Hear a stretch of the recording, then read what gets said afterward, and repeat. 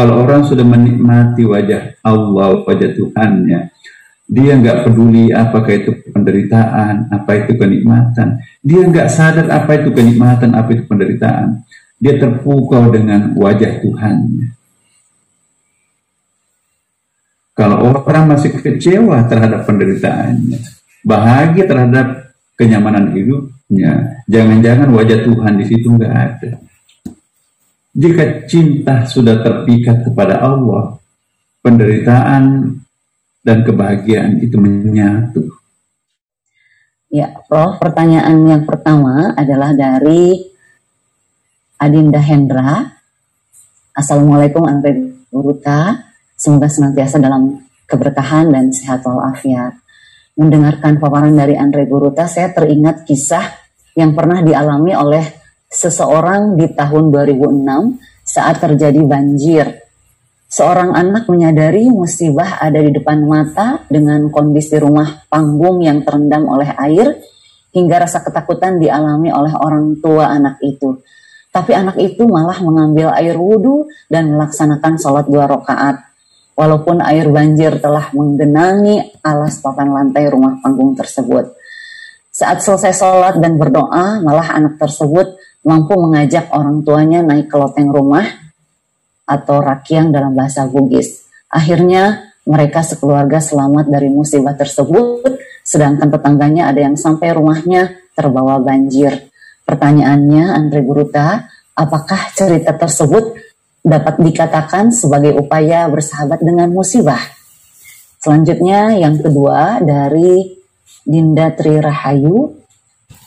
Maaf Prof, mohon izin bertanya, bagaimana perspektif dari Pak Prof mengenai bukti syukur selain mengucapkan kalimat Alhamdulillah, dan bagaimana bukti syukur yang baik dan benar selain tersenyum menerima musibah dan kebahagiaan.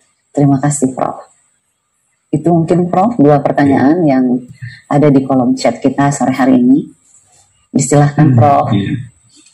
Cerita-cerita aneh itu biasanya itu ayat ya, dalam bentuk kauniyah. Ya, kita harus memahami hakikat Tuhan, kayak kisahnya di Aceh. Ada seorang ahli ibadah. Tsunami datang, tsunami. Ayo Pak, naiklah di atas perahu. Enggak, saya tunggu bantuan Tuhan. Kalau bantuan manusia kecil, ada yang lebih hebat, aku tunggu tangan Tuhan yang saya butuhkan. Akhirnya tambah banjirnya. Naik ke atap dia. Ada helikopter bawa tali, naiklah. Enggak, aku tunggu pertolongannya Tuhan langsung. Aku ahli ibadah. Nah, jadi cerita ini nanti diungkapkan dalam itu, apakah itu semacam insight ya, bahwa pelajaran buat kita. Tangan Tuhan itu siapa sebetulnya apa? Hai kamu mati. Siapa sesungguhnya yang tampil dalam bentuk perahu? Itu tanganku. Siapa yang tampil dalam bentuk helikopter? Itu tanganku. Tangan Tuhan bisa meminjam tangan orang lain. Tangan Tuhan bisa dalam bentuk anak kecil tadi, ya kan? Mungkin doa bapaknya banyak dosanya, tapi doa yang dipanjatkan oleh anak yang lugu tanpa dosa itu anak itu wali. Maka itu tidaklah sepantasnya kita hanya mendoakan anak, kita pun juga perlu didoakan oleh anak. Anak itu wali, sesuci dengan Nabi, doanya wali dan Nabi makbul. Jangan segan-segan minta didoakan oleh anaknya. Doa seorang anak yang khusyuk memohon kepada Allah, jangan-jangan itu lebih ampuh daripada doa orang tuanya pada dirinya sendiri. Tapi juga doa orang tua untuk anaknya itu juga sama ampuhnya seorang anak mendoakan orang tuanya. Waladun saleh yad'u lahu, anak itu ampuh untuk mendoakan orang tuanya, tapi doa orang tua juga ampuh mendoakan anaknya. Jadi kembali cerita ini sebetulnya doa bagi kita yang Ahlus Sunnah wal Jamaah. Doa itu adalah satu hal yang sangat urgent. Usaha dan doa itu harus berbanding lurus. Ya, ada orang tidak memandang penting arti doa, itu Mu'tazilah. Cek kosong kok, manusia mengisi cek itu. Tuhan sudah selesai tugasnya menciptakan manusia dengan lapis-lapis kecerdasan. Ya, nggak perlu berdoa, selesaikan sendiri. Jadi seolah-olah Tuhan sudah selesai tugasnya menciptakan manusia, dia istirahat, udahlah kerjakan semuanya kamu khalifahku, wakilku, representatifku. Tapi Jabariyah sebaliknya, teosentrik itu, percuma juga berdoa, karena kan sudah ditentukan oleh Allah, lauhul mahfuznya seperti itu. Jungkir balik kamu berdoa, yang menentukan adalah Allah, karena manusia itu adalah wayang, dalangnya adalah Allah. Nah, Ahlus Sunnah wal Jamaah tidak. Ya. Usaha itu harus dibarengi dengan doa. Betapa banyak orang yang berusaha tapi tidak berhasil. Tapi betapa banyak orang berdoa tanpa usaha juga nggak berhasil. Jadi yang berhasil itu doa berbanding lurus dengan usaha, atau usaha berbanding lurus dengan doa. Nah, bagi kita para Ahlus Sunnah, ya mohon maaf kalau ada yang aliran lain, saya memang mendeklarasi saya ada Ahlus Sunnah sejati, ya, jadi kita harus percaya doa, tapi juga percaya dengan usaha, ya kan? Usaha itu menentukan, tapi bukan semuanya, bukan segala-galanya usaha menentukan. Kita juga perlu doa. Doa itu penting, tapi apa artinya doa tanpa usaha? Itu juga banyak, bisa gagal. Doa dan usaha itu yang paling penting. Ya. Kemudian Mbak Tri, ya Putri, ya hampir sama sih sebetulnya jawabannya. Jadi tegasnya bahwa ada sebuah power dalam diri kita yang harus bekerja, Bapak Ibu. Semakin lemah, bukan lemah ya, semakin kita merendah, semakin kita feminin di hadapan Allah, maka akan semakin muncul keajaiban dalam diri kita sendiri. Semakin pasrah total diri kita, maka semakin proaktif Allah. Terumus itu. Tapi semakin ragu kita, bimbang kita, jangan-jangan enggak lah, harus kita begini. Jadi itu enggak percaya Tuhan kayaknya itu. Maka itu disebut musyrik, mendua. Percaya dukun juga, tapi percaya Allah juga. Percaya badik ajaib juga, tapi percaya juga doa. Sebetulnya itu musyrik itu ya. Jadi kalau orang itu tegar, ya, tawakal. Tawakal itu kata Rasulullah. Ada sahabat itu, kamu parkir di mana untanya? Soalnya lepas ya Rasulullah, satu tawakal kepada Allah. Enggak, tawakal artinya tambatkan untamu di pohon, baru kamu tawakal kepada Allah. Itu tawakalnya orang awam, dewasa. Tapi tawakalnya orang khawas, itu namanya taslim. Kualitasnya seperti tawakalnya seorang bayi. Bayi itu kan cukup berteriak, mengiak, maka ibunya lari mendekati, anak ini lapar atau mungkin digigit nyamuk. Pembantunya juga hadir, babysitternya apalagi, bapaknya juga hadir, kakaknya juga berkerumulah terhadap anak itu kenapa menangis. Semua menawarkan jasa untuk menolong sang bayi. Satu kali teriakan loh. Jadi rupanya taslim, pasrah yang sangat puncak itu akan mengundang proaktifnya Allah. Siapa yang tampil dalam bentuk ibu, mau menolong, memberi air susu anaknya. Siapa yang tampil dalam bentuk babysitter, siapa yang tampil dalam bentuk pembantu, kakak, orang tua, itu adalah tangan-tangan Tuhan dalam bentuk orang. Tapi puncak tawakal itu adalah janin dalam rahim ibu. Janin tidak perlu menangis seperti bayi. Cukup berkeinginan untuk makan kah atau haus atau lapar, hari-harinya mensuplai otomatis nutrisi. Ya, sedingin apapun di kutub utara, di penduduk Eskimo itu ya, suhu tidak pernah mengalami kedinginan di situ. Sepanas apapun di padang pasir Afrika, 60 derajat Celcius, tidak pernah janin itu mengalami kepanasan. Suhunya otomatis. Makanya itu rahim ibu itu miniatur surga. Ya, tidak perlu manjat pohon kelapa untuk minum air kelapa. Berkeinginan langsung air kelapanya masuk di tenggorokan, berketenggorokan. Jadi 3 tingkatan tawakal. Tawakalnya orang dewasa tawakalnya bayi, ya itu disebut taslim. Tawakalnya janin itulah taslim. Semakin dekat kita kepada Allah, semakin pasrah kita kepada Allah, maka semakin proaktif Allah. Semakin jauh kita kepada Allah, semakin pasif Allah. Itu rumus tuh.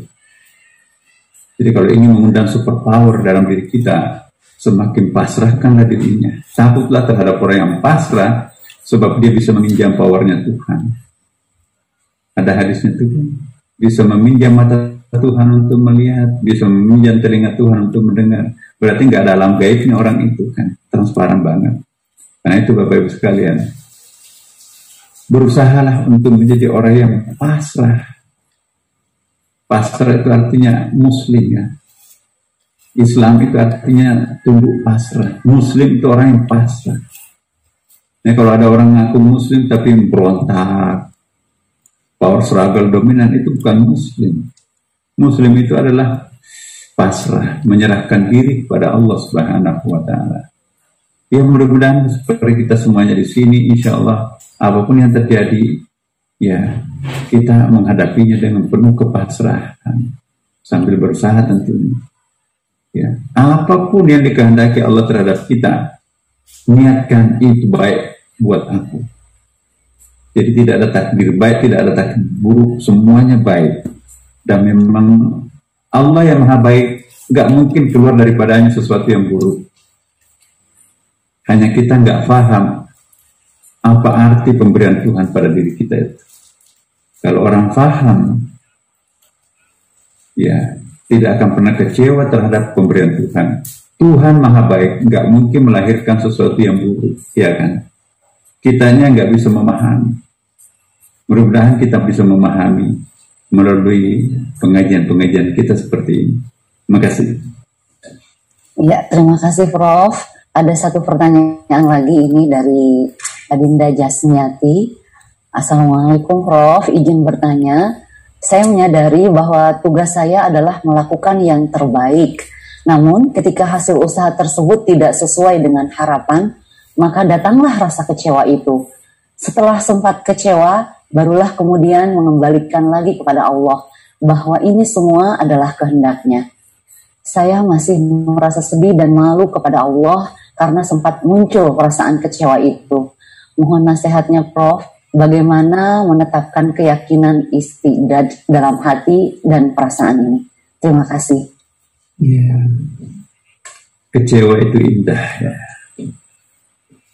Sudah dijanji macam-macam, gombal-gombal, percaya, tapi ternyata pengkhianat.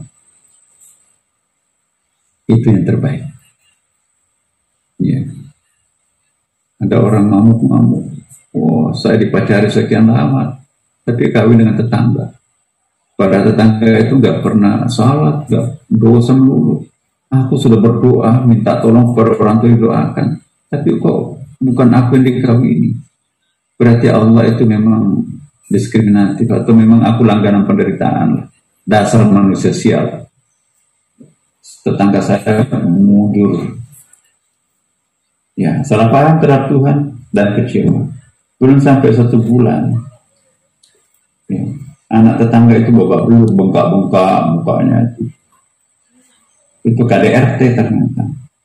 Mobil mewah itu pinjaman orang. Wah, ternyata utang dan utang narkoba. Apa yang terjadi Bapak Ibu sekalian? Nah, inilah yang disampaikan.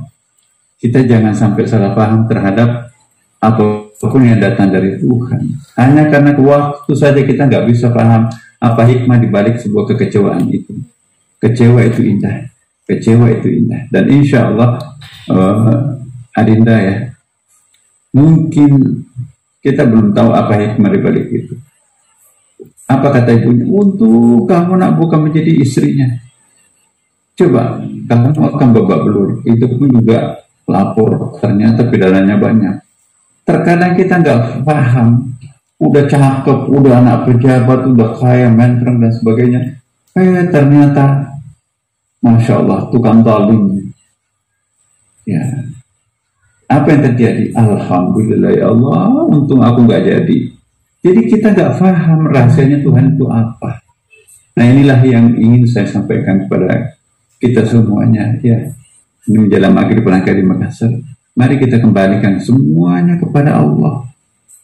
Semakin pasrah kita kembalikan kepada Allah, semakin terasa nikmat penderitaan itu. Sehingga kita tidak mampu membedakan antara penderitaan dan kenikmatan. Kenapa? Karena kita sudah terpatri kepada wajah Allah. Kalau orang sudah menikmati wajah Allah, wajah Tuhannya, dia nggak peduli apakah itu penderitaan, apa itu kenikmatan. Dia nggak sadar apa itu kenikmatan, apa itu penderitaan. Dia terpukau dengan wajah Tuhannya. Kalau orang masih kecewa terhadap penderitaannya, bahagia terhadap kenyamanan hidupnya, jangan-jangan wajah Tuhan di situ nggak ada. Jika cinta sudah terpikat kepada Allah, penderitaan dan kebahagiaan itu menyatu. Gak ada bedanya. Kenapa? Ya, Rabi'ah Adawiyah. Aku beribadah bukan karena takut neraka. Masukkan aku ke neraka itu. Kalau aku beribadah karena takut neraka, aku juga bukan karena ingin surga. Jangan masukkan aku ke surga. Aku beribadah karena aku mencintainya. Jadi cinta terhadap Tuhan di atas segala-galanya, maka selamat tinggal penderitaan, tapi juga selamat tinggal kebahagiaan. Karena puncak kebahagiaannya sudah ada pada dirinya. Ya saya kira gitu.